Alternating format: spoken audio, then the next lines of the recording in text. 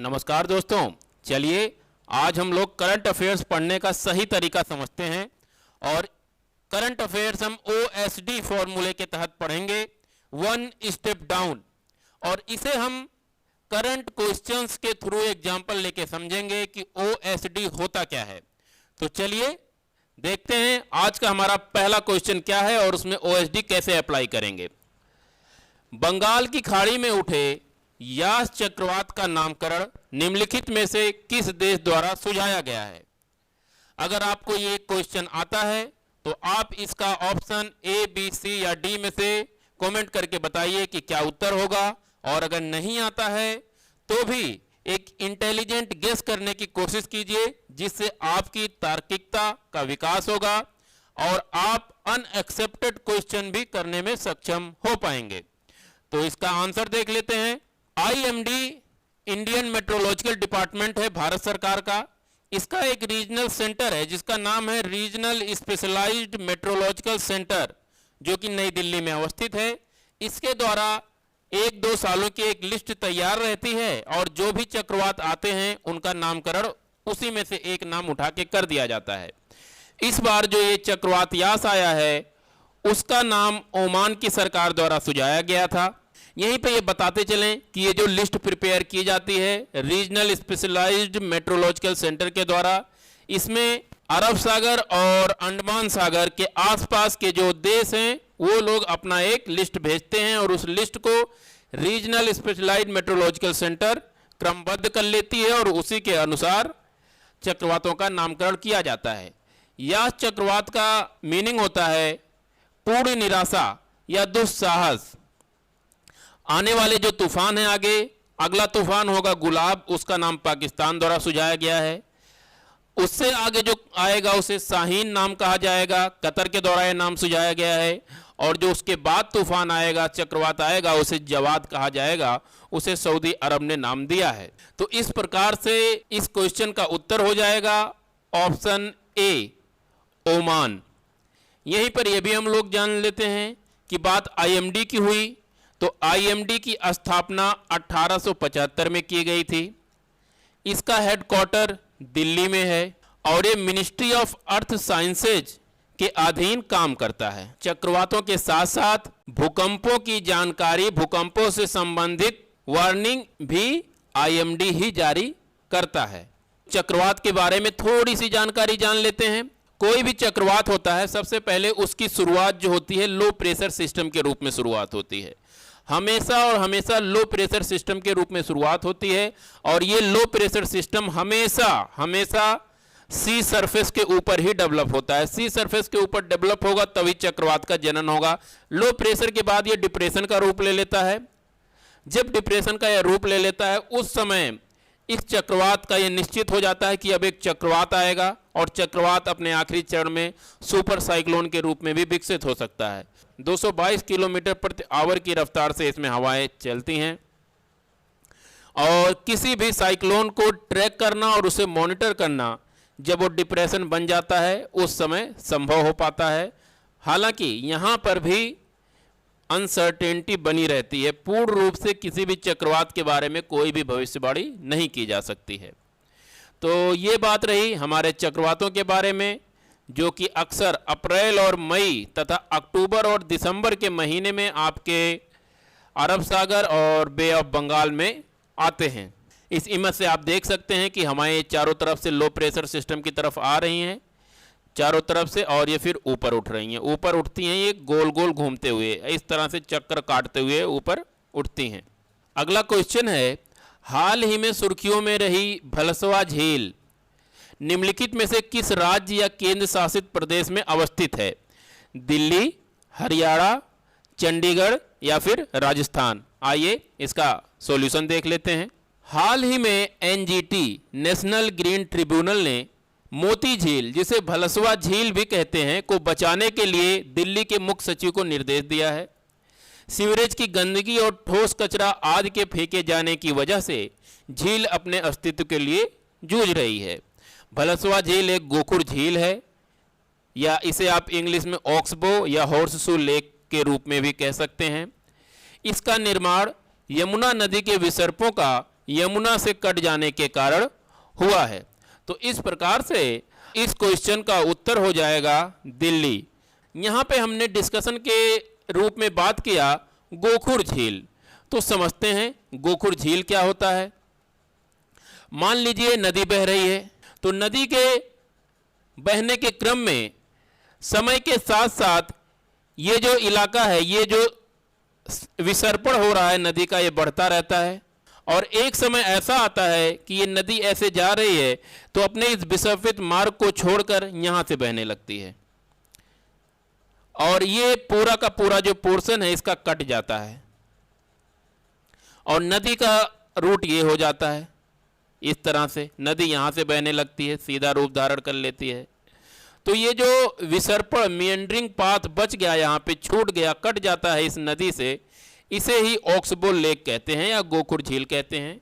ये नदी यहाँ से आ रही है और फिर यहाँ पे ऐसे मुड़ी नदी, ऐसे मुड़ी, यहाँ से गई, फिर ऐसे गई नदी है और एक समय ऐसा आएगा कि ये नदी यहाँ से यहाँ पूरा ये मिल जाएगी और ये रास्ता जो है आपका ये पूरा कट जाएगा। तो इसे ही हम कहेंगे गोखुर झील। तो इस तरह से हमने ओएसडी अप्लाई किया। क्वेश्चन आया था भलसवा झील के बारे में, भलसवा झील के बारे में पढ़ा तो हमें एक टर्मिनोलॉजी दिखी गोखुर झील, तो इस गोखुर झील को हमने पढ़ लिया। आपसे क्वेश्चन ऐसा बनाया जा सकता है कि निम्नलिखित में से कौन सी गोखुर झील का उदाहरण है, तो इस तरह से आपको भलसवा झील पे भी टिक कर देना है। यहीं पे ही जान लीजिए भारत की कुछ इंपॉर्टेंट झीलें जो कि परीक्षा के लिए हमारे लिए इंपॉर्टेंट है। पहली आप लोकतक झील को याद रखिए। लोकतक झील ये मणिपुर में अवस्थित है। रुद्र सागर झील ये आपकी त्रिपुरा में अवस्थित है। फ्रेश वाटर की सबसे बड़ी झील आपकी उलर झील है और एक झील है आपकी गोविंद बल्लभ पंत सागर, ये झील आपकी यूपी में अवस्थित है और सबसे बड़ी आर्टिफिशियल झील यानी मानव निर्मित सबसे बड़ी झील है। सबसे बड़ी झील, लंबी झील की अगर बात करें भारत में तो वेम्बनाड झील है, ये आपकी केरला में अवस्थित है। तो इस प्रकार रहा, हमने इस क्वेश्चन के आसपास जो टॉपिक था लेक, तो लेक से संबंधित कुछ इंपॉर्टेंट फैक्ट जान लिए, ओएसडी अप्लाई कर लिया इस पे। अब चलिए आगे चलते हैं, अगला क्वेश्चन देखते हैं। हाल ही में उत्तर प्रदेश के किस जिले के पर्यावरण प्लान को राष्ट्रीय हरित प्राधिकरण नेशनल ग्रीन ट्रिब्यूनल ने मंजूरी दे दी है? इसका उत्तर देखते हैं। उत्तर प्रदेश के बहराइच जिले के पर्यावरण प्लान को, एनवायरमेंट प्लान को राष्ट्रीय हरित प्राधिकरण ने मंजूरी दे दी है। आप ये मैप में देख सकते हैं उत्तर प्रदेश के, ये आपका बहराइच है।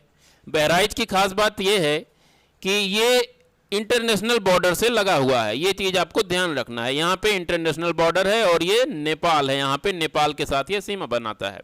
इसके अतिरिक्त हरियाणा के पंचकुला, महाराष्ट्र के पुणे और झारखंड के बोकारो तथा कर्नाटक के चामराजनगर जिले के पर्यावरण प्लानों को भी एनजीटी ने मंजूरी दी है, ये भी आपको ध्यान रखना है। अब इन जिलों की योजनाओं की खूबियों को शामिल कर एक रूपता लाई जाएगी और इसे पूरे देश में लागू किया जाएगा। तो इस प्रकार अगर आप देखते हैं तो इसका उत्तर हो जाएगा ए, बहराइच। एनजीटी की बात हो रही है तो जान लीजिए एनजीटी की स्थापना 2010 में की गई थी और इसे नेशनल ग्रीन ट्रिब्यूनल एक्ट 2010 में जो पास हुआ था उसके तहत बनाया गया था। इससे ये साबित होता है कि ये स्टैट्यूटरी बॉडी है। स्टैट्यूटरी बॉडी ऐसी बॉडीज होती हैं जो किसी न किसी एक्ट के जरिए जिन्हें बनाया जाता है। पर्यावरण से संबंधित भारत में सबसे बड़ी कोर्ट है नेशनल ग्रीन ट्रिब्यूनल, इसे बनाया गया है पर्यावरण से संबंधित मामलों की सुनवाई के लिए। बात बहराइच की हुई है तो बहराइच के बारे में ये बात ध्यान रखिए, गेहूं के डंठल से हस्तशिल्प बनाए जाते हैं, वो यहाँ का वन डिस्ट्रिक्ट वन प्रोडक्ट के तहत नामित है। बहराइच में ही सैयद सलार मसूद गाजी की मजार है जहाँ पे हर साल बड़े पैमाने पर मेला लगता है और यहीं पे ही कतरनिया घाट वाइल्ड लाइफ सेंचुरी भी अवस्थित है। अगला क्वेश्चन है अपना, युआन लांगपिंग जिनका हाल ही में निधन हो गया का संबंध निम्नलिखित में से किस क्षेत्र से था? इसका आंसर देख लेते हैं। युआन लांगपिंग चीन के प्रसिद्ध कृषि वैज्ञानिक थे और इन्हें चावल की कई सारी संकर किस्मों को विकसित करने के लिए जाना जाता है। इन्हें चीन के खाद्य समस्या को हल करने के लिए और चीन के अर्थव्यवस्था में, कृषि अर्थव्यवस्था में उच्च स्तरीय योगदान देने के लिए जाना जाता है। इन्हीं के फलस्वरूप चीन खाद्यान्नों में आत्मनिर्भर हो सका।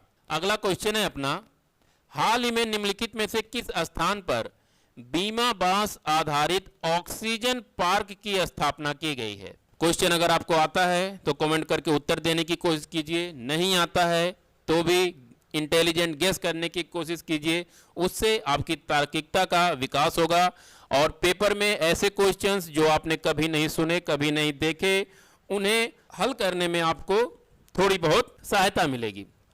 आइए इसका आंसर देख लेते हैं। हाल ही में तमिलनाडु कृषि विश्वविद्यालय ने कोयंबटूर में बीमा बांस आधारित एक ऑक्सीजन पार्क की स्थापना की है। उल्लेखनीय है कि बीमा बांस अधिक मात्रा में ऑक्सीजन उत्सर्जन तथा कार्बन डाइऑक्साइड के अवशोषण के लिए जाना जाता है। इस प्रकार अगर आप इस क्वेश्चन का उत्तर देखते हैं तो इसका उत्तर हो जाएगा ऑप्शन ए, कोयंबटूर। यहीं पे ही ये ध्यान दीजिए, नेशनल बैम्बू मिशन, इसकी शुरुआत 2018-19 में की गई थी और इस समय 21 राज्य हैं जिन्होंने इस मिशन को एडॉप्ट किया है, वहाँ पे ये मिशन चलाया जा रहा है। तो दोस्तों ये रहा आज का कुछ इम्पोर्टेंट करंट अफेयर्स। आशा करते हैं आपको अच्छा लगा होगा और वन स्टेप डाउन जो तकनीक है, फॉर्मूला है, इसे आप लोग अपना रहे होंगे, समझ रहे होंगे। कोई भी क्वेश्चन दिया है तो उसके थोड़ा डीप में जाइए, क्वेश्चन में जो जो मेन की फैक्ट्स हैं उसे पकड़िए, थोड़ा डीप में जाइए और क्वेश्चन को समझिए, उसे फिर करिए। तो इससे आपके आने वाले एग्जामिनेशंस में आपको काफ़ी सहूलियत होगी। इसी के साथ कल मिलते हैं। Please like, share, subscribe civil services वाला। धन्यवाद, नमस्कार।